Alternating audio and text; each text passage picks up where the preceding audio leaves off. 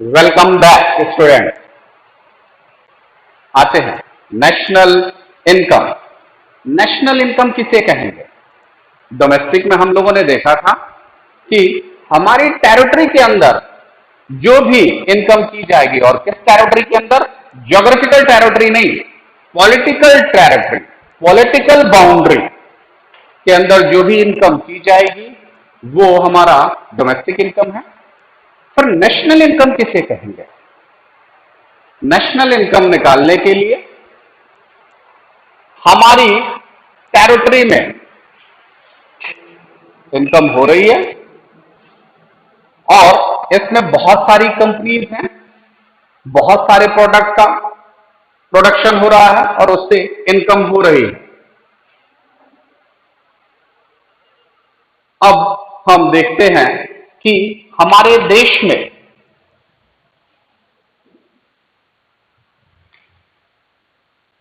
दूसरे देश की भी कंपनीज हैं और वो कंपनी यहां पर प्रोडक्शन कर रही हैं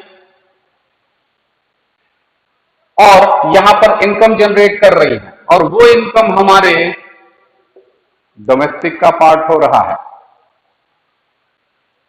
तो फिर नेशनल इनकम में क्या क्या जोड़ा जाएगा? नेशनल इनकम में हम देखेंगे कि ये जो दूसरे देश की कंपनीज हैं जो यहां पर आके प्रोडक्शन कर रही हैं और एक इनकम कर रही हैं, और उस इनकम का कुछ पार्ट वो अपने देश को भेज दे रही हैं, और वो पार्ट भी हमारे डोमेस्टिक इनकम का पार्ट हो रहा है।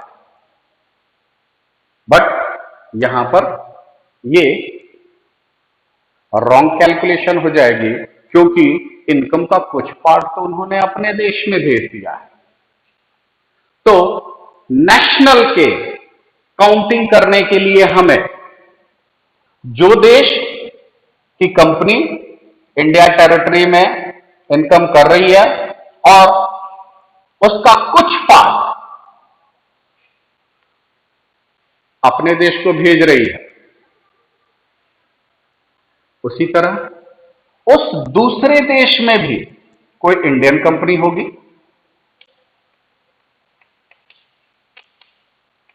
और वो इंडियन कंपनी भी उसके टेरिटरी में कुछ इनकम कर रही होगी। तो वो जो वहां पर इनकम कर रही है, उस इनकम का भी एक पार्ट वो इंडिया को भेज रही होगी, और इंडिया में दूसरे देश की जो कंपनी एस्टैब्लिश है वो अपने इनकम का कुछ पार्ट अपने देश को भेज रही होगी। तो यहां पर हम दूसरे देश से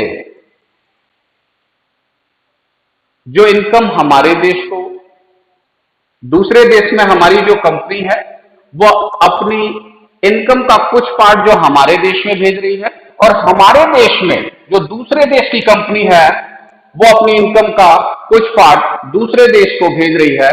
इन दोनों का जो डिफरेंस होगा वो हमारे नेशनल में काउंट की जाएगी। इस तरह डोमेस्टिक में जो रॉन्ग कैलकुलेशन हो रही उस कैलकुलेशन को हम नेशनल में इंप्रूव कर देते हैं। ओके, अब आते हैं रेसिडेंट किसे कहते हैं। तो रेसिडेंट मीन्स होता है जो किसी देश में इकोनॉमिकल एक्टिविटी कर रहा है और उससे इनकम जनरेट कर रहा है, उसे रेसिडेंट कहेंगे। चाहे वह उस देश का सिटीजन हो या किसी अन्य देश का सिटीजन हो, अगर वह इंडिया में किसी अन्य देश का ही रेसिडेंट इंडिया में 1 साल से रह रहा हो और यहां पर कोई प्रोडक्टिव एक्टिविटीज कर रहा है और इनकम जनरेट कर रहा है, ठीक है, चाहे वह गुड्स एंड सर्विसेज के थ्रू कर रहा हो चाहे किसी भी तरीके से कर रहा हो, अगर वह इनकम जनरेट कर रहा है तो वो हमारे देश का रेसिडेंट होगा। क्लियर है? और उसकी इनकम को हमारे डोमेस्टिक इनकम में शामिल किया जाए। अब आते हैं, लेकिन इसका एक्सेप्शन है, और उस एक्सेप्शन को नॉन रेसिडेंट कहते हैं। वो एक्सेप्शन क्या है? अगर हमारे देश के टेरिटरी में कोई एम्बेसी स्टैब्लिश है,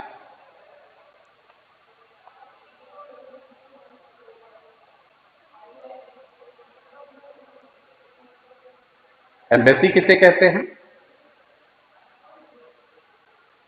पॉलिटिकल रिलेशन डेवलप करने के लिए वर्ल्ड के सभी कंट्री एक दूसरे कंट्रीज में अपने एम्बेसडर्स को, अपने एडमिनिस्ट्रेटिव ऑफिसर्स को भेजते हैं, और जिस जगह पर वो एम्बेसडर रहते हैं और उनके साथ साथ उनके एम्प्लॉइज रहते हैं, उस पर्टिकुलर एरिया में, जितने एरिया में वो रहते हैं और जितने एरिया में उनकी ऑफिस एस्टैब्लिश होती है, वो पर्टिकुलर एरिया एम्बेसी कहलाती है। और सभी देश के टेरिटरी में सभी देशों की एम्बेसीज एस्टैब्लिश की जाती है। जैसे इंडिया में दिल्ली के पास सारी एम्बेसी है, दिल्ली में ही सारी देशों की एम्बेसीज हैं। जापान की एम्बेसी, वैसे ही बहुत सारे देशों की एम्बेसीज होती है किसी भी देश के टेरिटरी के अंदर। तो ये जो एम्बेसीज होती है जिस भी एरिया में, अगर इंडिया की बात करें तो इंडिया में दिल्ली में ये साकेत के आसपास एम्बेसीज को एस्टैब्लिश किया गया। तो ये जो एम्बेसी है, इस एम्बेसी पर वो इंडियन टेरिटरी में ही एस्टैब्लिश है, बट इस एम्बेसी पर इंडिया का कोई भी political, economical and socially right नहीं रहता है। वो जिस देश की एम्बेसी है, उस देश की एम्बेसी के ऊपर उस देश का ही रूल इंप्लीमेंट होता है। इकोनॉमिक एक्टिविटीज भी उसी देश के इनकम में इंक्लूड की जाती हैं।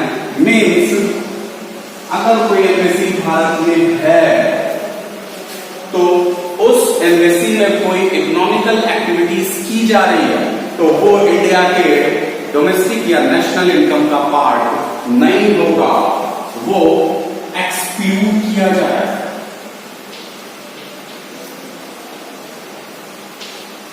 क्लियर है?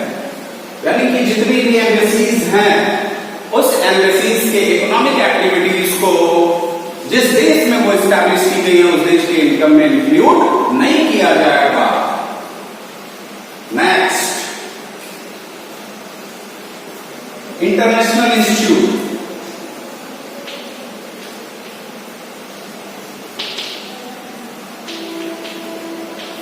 इंटरनेशनल इंस्टीट्यूट में WHO है, ILO है, WTO है, ये सारे इंटरनेशनल इंस्टीट्यूट, और इस इंटरनेशनल इंस्टीट्यूट्स के भी ऑफिसेज किसी देश के टेरिटरी में एस्टैब्लिश की जाती हैं, और उसमें भी कोई इकोनॉमिक एक्टिविटीज अगर की जा रही है तो वह भी उस देश के डोमेस्टिक या नेशनल इनकम में इंक्लूड नहीं किया जाए, क्योंकि embassies and international institute non resident होते हैं। क्लियर है? अब आते हैं gross and net. Gross means होता है कि फॉर एग्जाम्पल से ज्यादा बढ़िया समझिए, अगर कोई फैक्ट्री है और उस फैक्ट्री में बहुत सारे प्रोडक्ट्स प्रोड्यूस किए जा रहे हैं, और जितना भी उसमें प्रोडक्ट प्रोड्यूस किया जा रहा है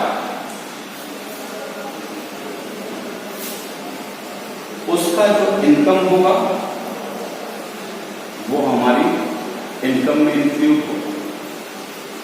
बट हम देख रहे हैं कि इसके प्रोडक्शन में कुछ ऐसे प्रोडक्ट हैं जिसमें वेयर एंड टियर होता है, वो प्रोड्यूस कर दिए गए, सेल आउट के लिए फाइनल गुड्स में भेज दिए गए। बट हम देखते हैं कि वो टूट फूट उसमें आ गए और कोई मशीन लगी है, उस मशीन की कॉस्ट 5 लाख है,